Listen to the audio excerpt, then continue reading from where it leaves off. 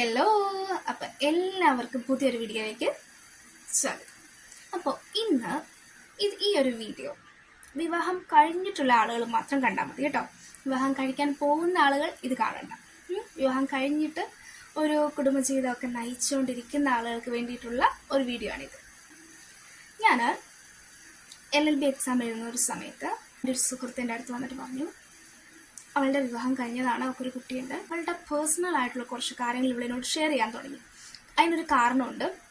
ഞങ്ങളുടെ UP-യിലാണ് ഞാൻ LLB ചെയ്തത്. അപ്പോൾ അവിടെ വളരെ കുറച്ച് പേർക്ക് ഇംഗ്ലീഷ് അറിയുള്ളൂ. മീൻസ് ഇംഗ്ലീഷ് കമ്മ്യൂണിക്കേറ്റ് ചെയ്യുന്ന വളരെ കുറവ് ആളുകളെ അവിടെ ഉള്ളൂ. ബാക്കി എല്ലാവരും തന്നെ ഹിന്ദിയിലാണ് എക്സാം എഴുതുകയും സംസാരിക്കുകയും ചെയ്യുന്നത്. ഓക്കെ, അപ്പോൾ അവൾക്ക് ഇപ്പോൾ ഞാൻ പുറത്തു നിന്നുള്ള ഒരാളായതുകൊണ്ട് അവളുടെ എന്ത് കാര്യം എന്നോട് പറയാം. നാളെ ഒരു ദിവസം ഞാൻ അവളുടെ അടുത്ത് ചെന്നിട്ട് അല്ലെങ്കിൽ അവളുടെ വീടിൻ്റെ അടുത്ത് ചെന്നിട്ട് ഈ ന്യൂസ് സ്പ്രെഡ് ചെയ്യാൻ പോകുന്നില്ല എന്നുള്ള 100% ഉറപ്പുള്ളത് കൊണ്ടാണ് അവൾ ഈ കാര്യങ്ങളൊക്കെ എൻ്റെ അടുത്ത് ഷെയർ ചെയ്യുന്നത്.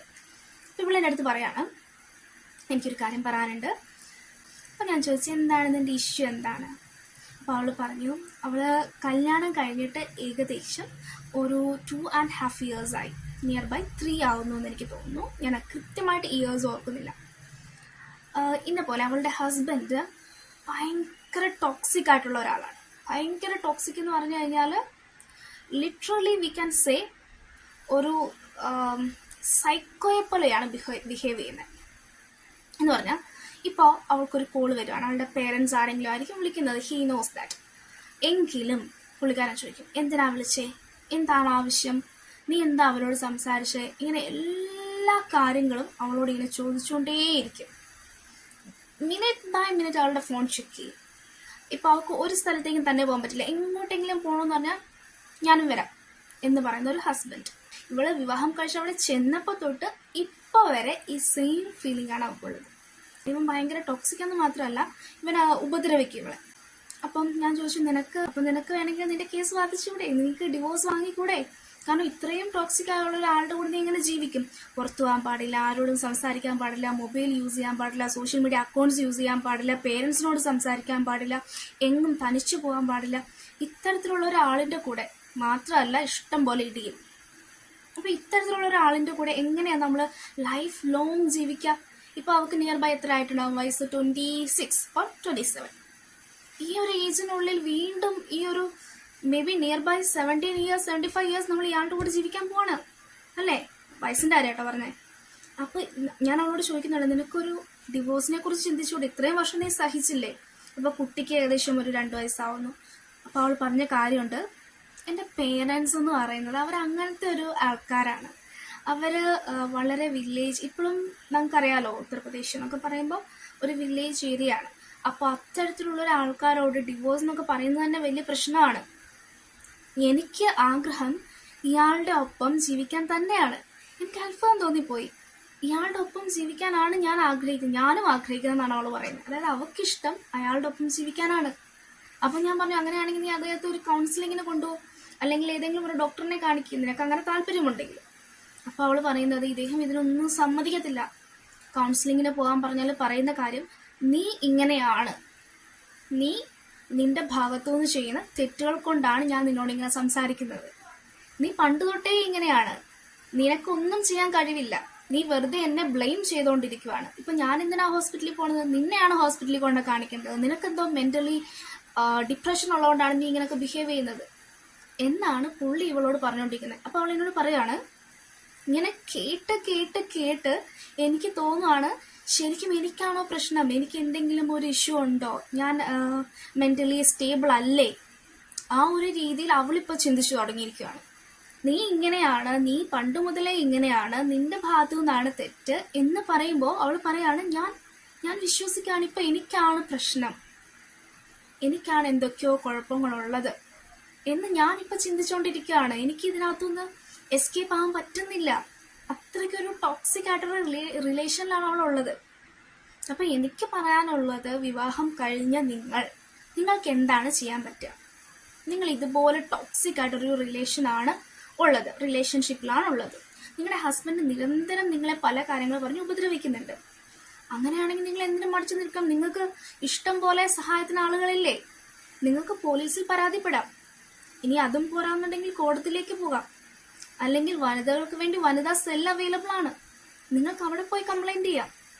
അല്ലേ, ഇദ്ദേഹത്തിന്റെ കൂടെയാണ് ജീവിക്കാൻ താല്പര്യമെങ്കിൽ എങ്ങനെ ഇദ്ദേഹത്തിനെ ആ ഒരു ട്രാക്കിലേക്ക് കൊണ്ടുവരാം, അല്ലെങ്കിൽ എങ്ങനെ ഇതൊക്കെ പറഞ്ഞ് മനസ്സിലാക്കാം എന്ന് നമുക്ക് ചിന്തിക്കാം.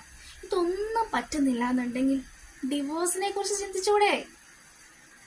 വെറുതെ ജീവിതം മടുത്ത് ഭയങ്കര പ്രഷർ അനുഭവിച്ച് നിങ്ങളുടെ ഈ പ്രഷർ നിങ്ങളെ ഹാപ്പി അല്ല എന്നുണ്ടെങ്കിൽ എന്താ സംഭവിക്കുക? നമ്മുടെ കുടുംബത്തിൽ നമ്മുടെ സ്ത്രീകൾ ഹാപ്പി അല്ല എന്നുണ്ടെങ്കിൽ ആ ഫാമിലിക്ക് എന്താ സംഭവിക്കാന്നറിയോ? അത് നശിച്ചു പോകും. നമ്മളെ ഹാപ്പി ആയിരിക്കാം, നമ്മുടെ ഹസ്ബൻഡിന്റെ അടുത്ത് നമ്മളെ ഹാപ്പി ആണോ, അങ്ങനെ ആ ഹാപ്പിനെസ് നമ്മുടെ കുട്ടികളിലേക്ക് പോവുള്ളൂ. അല്ലേ, അത് നമ്മുടെ മദർ ഇൻ ലോയിലേക്കോ അല്ലെങ്കിൽ സിസ്റ്റർ ഇൻ ലോയിലേക്കോ ഒക്കെ പോവുള്ളൂ. അല്ലെങ്കിൽ നമ്മളിങ്ങനെ ഇറിറ്റേറ്റഡ് ആയിട്ട് നമ്മൾ അവരോടും ഈ ഒരു രീതിയിലായിരിക്കും സംസാരിക്കുക.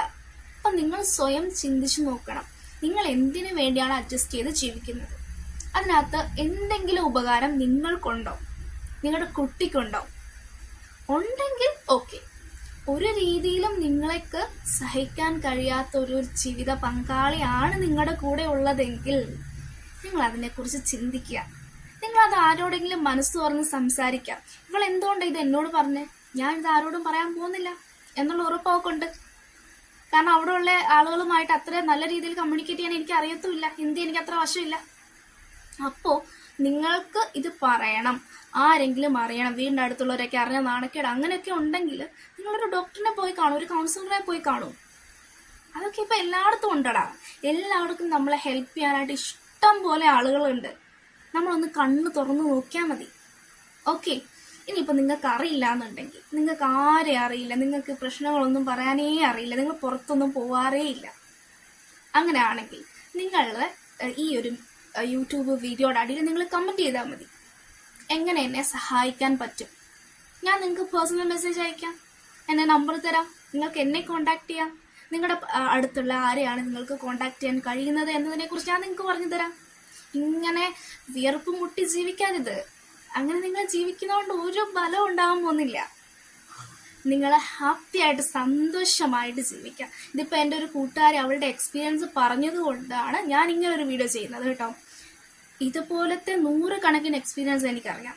കംഫർട്ടബിൾ ആയിട്ടുള്ള ഒരു പാർട്ട്ണർ അല്ല നിങ്ങളുടെ കൂടെ ഉള്ളതെങ്കിൽ എന്ത് ചെയ്യാം, എങ്ങനെ അവരെ നല്ലൊരു രീതിയിലേക്ക് കൊണ്ടുവരാം, അല്ലെങ്കിൽ എങ്ങനെ ഈ റിലേഷൻ ബ്രേക്ക് ചെയ്യാം. ഈ 2 ചോയ്സ് മാത്രം നോക്കിയാൽ മതി. അല്ലാതെ കൂടുതൽ മറ്റ് വീട്ടുകാരെന്ത് വിചാരിക്കും, നാട്ടുകാരെന്ത് വിചാരിക്കും, ഒന്നും വിചാരിക്കാൻ പോകുന്നില്ല. നമ്മൾ ഈ പറയുമല്ലോ നാട്ടുകാരൊക്കെ ഭയങ്കര ടോക്സിക്കാന്നില്ല, അങ്ങനൊന്നുമില്ല. ഇപ്പോഴത്തേക്ക് ആളുകൾ കുറച്ചും കൂടെ പ്രോഗ്രസീവ് ആയിടാം, കുറച്ചും കൂടെ നന്നായിട്ട് അവർ ചിന്തിക്കുന്നത്. എല്ലാ മനുഷ്യരെല്ലാവരും നമ്മൾ ഒന്ന് കൈ നീട്ടിയാൽ നമ്മളെ സഹായിക്കാത്ത ആളുകൾ ആരും ഇല്ല. നിങ്ങളെ തീർച്ചയായിട്ടും ആളുകൾ സഹായിക്കും. ഇനി നമ്മുടെ വീട്ടുകാർ ഇച്ചിരി ടോക്സിക് ആയിക്കോട്ടെ, എന്നാലും വേറെ ആരെങ്കിലും ഒക്കെ നിങ്ങളെ സഹായിക്കാനുണ്ടാവും. ഓക്കെ, ഇനി നിങ്ങൾ ആരും സഹായിക്കുന്നില്ല എന്നുണ്ടെങ്കിൽ ഈ വീഡിയോയ്ക്ക് താഴെ നിങ്ങൾ എനിക്ക് മെസ്സേജ് അയച്ചു, ഞാൻ നിങ്ങളെ ഹെൽപ്പ് ചെയ്യാം. ഓക്കെ, എന്താണ് ചെയ്യേണ്ടത് നെക്സ്റ്റ് സ്റ്റെപ്പ് എന്ന് ഞാൻ നിങ്ങൾക്ക് പറഞ്ഞുതരാം. അപ്പോൾ ഇന്നത്തെ വീഡിയോ ഇത്രേ ഉള്ളൂ. ഇഷ്ടപ്പെട്ടാൽ ചാനലൊന്ന് സബ്സ്ക്രൈബ് ചെയ്തേക്കുക, മെസ്സേജ് ചെയ്യുക, കമൻറ്റ് ചെയ്യുക, ലൈക്ക് ചെയ്യുക, ഷെയർ ചെയ്യുക. Thank you so much. By.